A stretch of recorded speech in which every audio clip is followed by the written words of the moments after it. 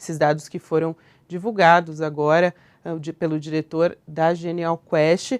O Lula ainda lidera, claro, as pesquisas de intenção de voto nos principais colégios eleitorais, e a maior mudança aconteceu em São Paulo, onde a vantagem do ex-presidente Lula caiu de 14 para 5 pontos no período. No Rio de Janeiro, a vantagem do petista foi de 8 para 5 pontos. Em Minas Gerais, Lula mantém uma distância de 18 pontos contra Bolsonaro. Em março, a diferença era de 25 pontos. Esses dados aí que foram divulgados, como eu disse, né, nas redes sociais pelo Felipe Nunes, que é o diretor da Quest.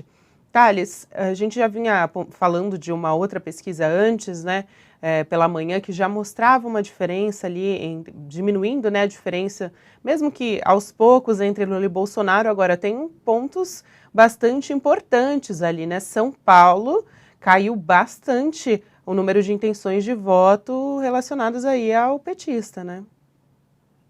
O Felipe Nunes explicou que essa pesquisa vem lá de fevereiro até junho, até o início de julho, né? Quer dizer, ele diz o seguinte, que até maio, grande parte dessa alteração se deve à saída do Moro do governo. Quando o Moro saída do Moro da campanha, perdão.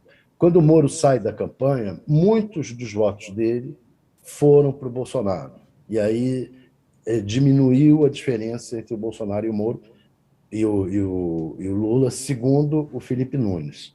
Um dos pontos é esse. Outro ponto que eu acho que em São Paulo deve ter força é o Tarcísio, a entrada do Tarcísio na disputa. O Tarcísio e o Bolsonaro se retroalimentam, né? Um coloca o outro mais em evidência. O Bolsonaro queria um candidato em São Paulo justamente para isso, para conseguir ter uma base em São Paulo, que ele não tinha, ter votos em São Paulo, mais votos em São Paulo.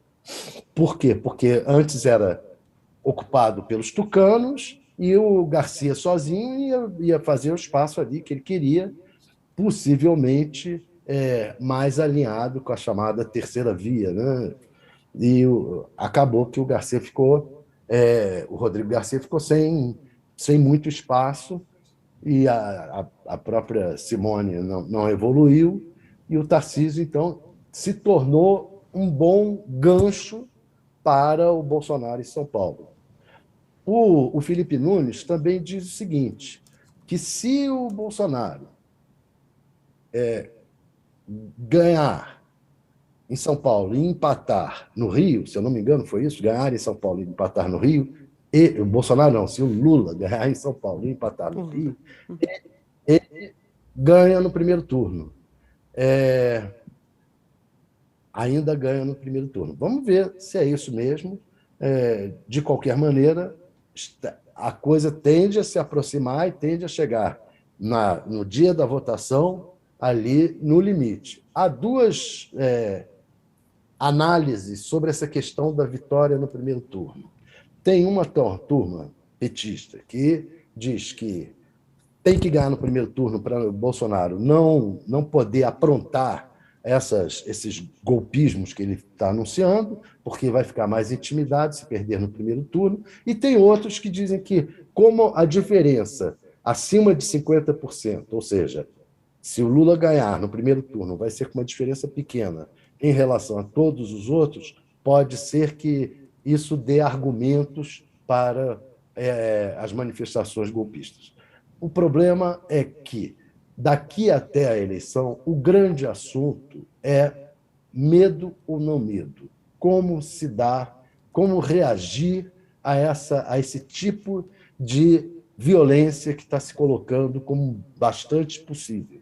E aí,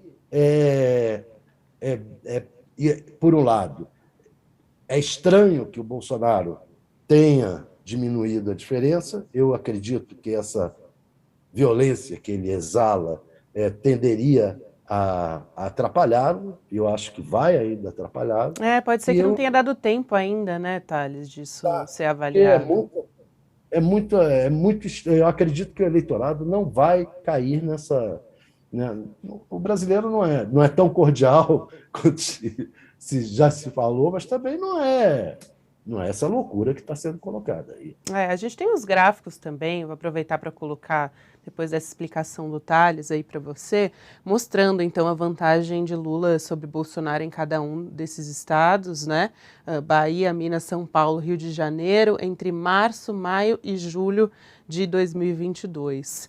Aí dá para ver direitinho as diferenças, né? A Bahia ali é o estado, né, que a gente vê ali com maior quantidade, né, de votos, como já é esperado, em relação a Lula, mas também a gente vê uma grande diferença ali, os números caíram bastante em São Paulo, mas a gente tem que levar em consideração toda essa explicação aí do Thales, né, e também levando em consideração a eleição estadual aqui também, tudo isso.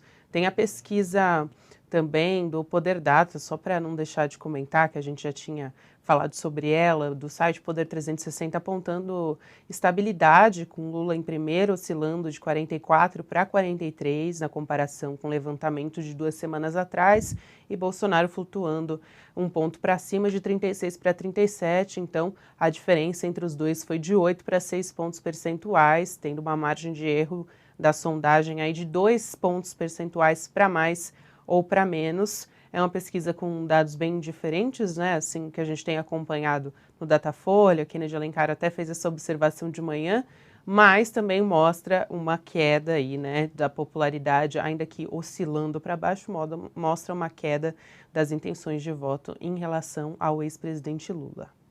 Só uma pequena correção: o Felipe Nunes falou que um empate em São Paulo e uma vitória em Minas e no Rio podem significar a vitória de Lula no primeiro turno. É que eu tinha dito vitória em São Paulo. Então, é um empate em São Paulo e uma vitória em Minas e no Rio, que é o que ainda está acontecendo. Está se mostrando bastante provável. Mas, de qualquer maneira, se aproximou muito. Quanto à pesquisa do Poder Data, ela flutuou só um ponto percentual para cima, para baixo Lula, um ponto percentual para cima o Bolsonaro. Essa flutuação está absolutamente dentro da margem de erro, não tem grande significado. Sim.